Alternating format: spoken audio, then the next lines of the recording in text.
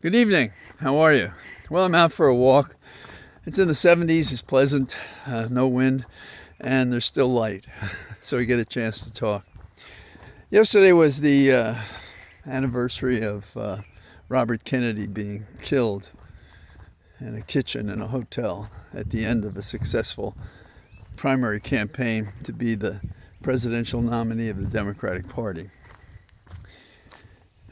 Today I was struck by what kind of a person Bobby Kennedy was as compared to our current Attorney General. As I probably said before, one of his favorite statements was, when the going gets tough, the tough get going. He was a man who had changed a great deal in his life from a perceived brutal, ruthless young politician to Attorney General, which changed him greatly in concert with his brother, JFK, dealing with some amazing crises involving civil rights and the trouble with Cuba and a whole variety of things. But the death of his brother changed him in ways that made him empathetic and concerned more about the general population than it appeared he was concerned about when he was putting together campaigns to elect his brother. A friend of mine, John Ellis, was quite a writer, and he actually wrote some things for me when I was involved in student politics. But he went on to write for Bobby Kennedy, and because of that, Bobby Kennedy came up to Fordham University, and we spent some time with him before he gave a speech to the people who were assembled there. And we were just feet away after having been with him during the day as he started to speak. And the thing about Bobby, which is unlike probably most, if not all of our leaders today, was he had this conversational way he started and some comments around. But then all of a sudden he focused on his speech. And the audience changed, and he changed. And he started, I could see him doing it now. He said, there's an Irish curse to live in interesting times, and we do. And he didn't say it, but Yeats said that there was an Irish curse for the Irish to dream things the world has never seen.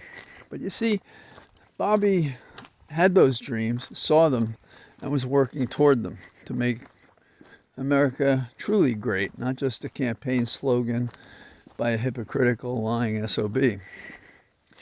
And that's the biggest difference now.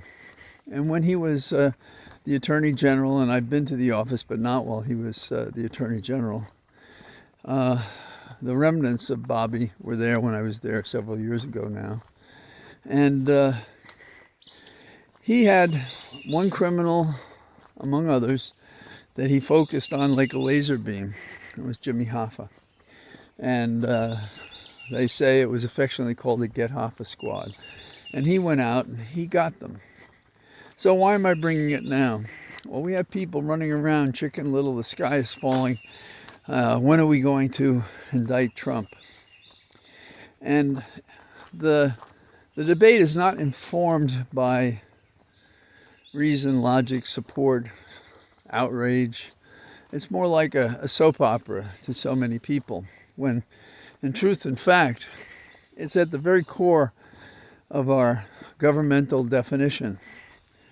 Are we a country that does not prosecute crimes? Are we a country that exalts people above others because they're a billionaire or were once president?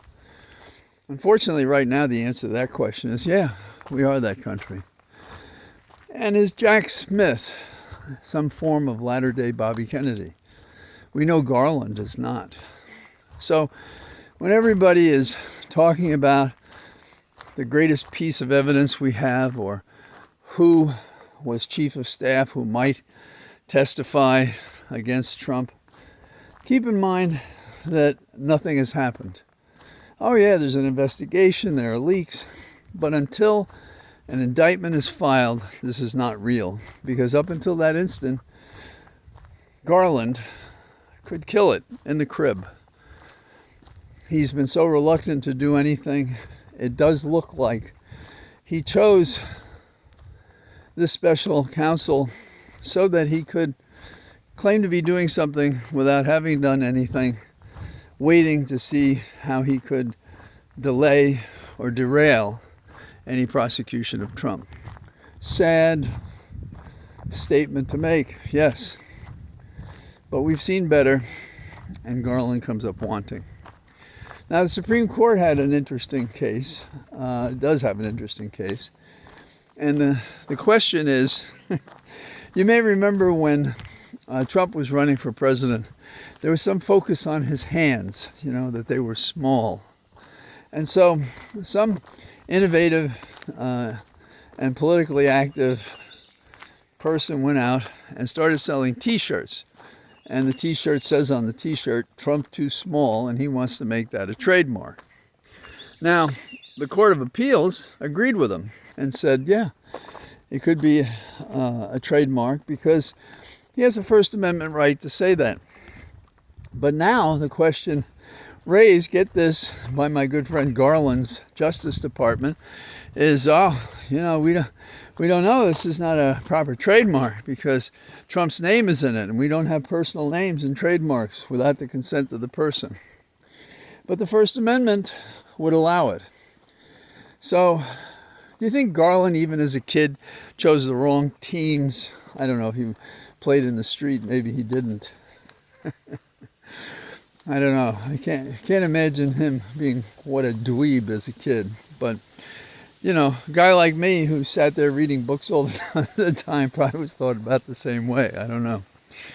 And then in the category of you like to breathe and drink the water, well, the fossil fools have been doing us in for so long that we have now reached a level of parts per million of carbon dioxide that we haven't seen in a million years. It's the largest in a million years. For a time, people thought 350 parts per million was enough, and as the report goes, if I have it right, it's 424 parts per million. And so what does that mean? It means the heat-trapped carbon dioxide is going to continue the warming of our planet. Climate change is BS. Climate change is a way to avoid talking about the actual direction of our environment, which is the wrong direction, hot. And so what are we going to be dealing with? We're going to be dealing with, heat waves, droughts, flood, wildfire. We got those storms. And what are we doing about it? Not a damn thing. We got a Supreme Court that doesn't think the EPA should do anything. We got a White House that covers its bet by allowing big excursions into fossil fuels while doing little things to say, see, I'm the environmental president. I'm sorry, Biden, but that's where you are. And yes, you're better than Trump and you're better than the Republican field, but you're not only not perfect, you're moderately bad to worse bad. And it would really be nice to have a president, without regard to party, who would actually try to protect the planet.